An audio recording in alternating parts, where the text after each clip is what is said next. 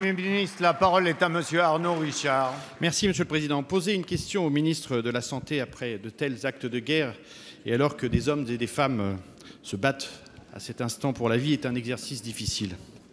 Nos pensées sont aux victimes, aux blessés, à leurs familles, à leurs amis et à toutes celles et ceux qui, tout au long de la chaîne de santé, œuvrent dans des conditions exceptionnelles. Qu'ils soient ici honorés, salués, respectés, admirés et remerciés.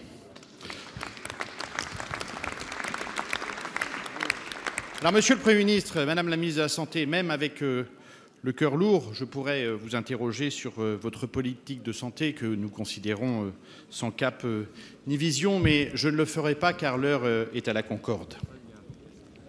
Face à la souffrance du peuple de France, on ne dit à jamais assez à ceux qu'on aime qu'on les aime. Eh bien, mes chers collègues, nous tenions à vous dire combien nous aimons notre système de santé français. La santé en France, c'est comme la démocratie. C'est le pire des systèmes, mais on n'a pas trouvé de meilleur. Si nous sommes en guerre, mes chers collègues, l'hypothèse d'organiser notre système de santé différemment, sur des bases différentes et nouvelles, mérite d'être soulevée et débattue. Alors évidemment, l'heure n'est pas à la polémique, mais vous ne pouvez ignorer les mouvements de protestation que suscite ce texte sur la santé. Quel signal, Monsieur le Premier ministre, souhaitez-vous donner à l'ensemble de ces hommes, de ces femmes, à ces médecins, à ces soignants, à ces infirmiers, infirmières qui se mobilisent sans compter? Alors, Madame la ministre, sans polémique, ma question est triple. Pourquoi légiférer dans de telles circonstances?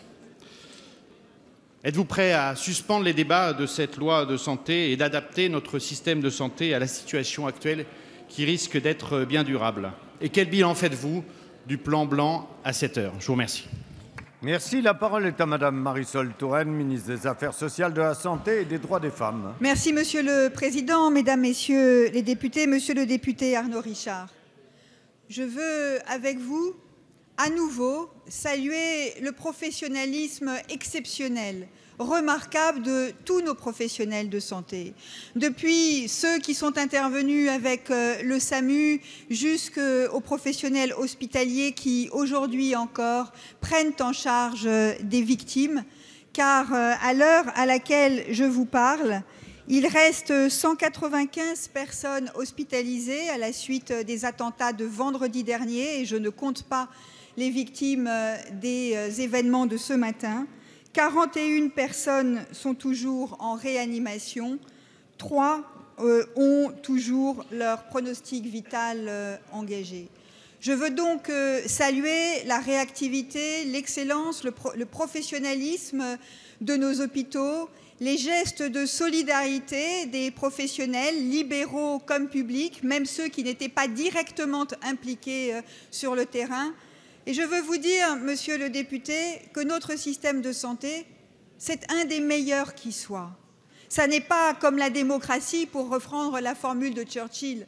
Il a fait montre de son extraordinaire capacité d'adaptation et de réactivité.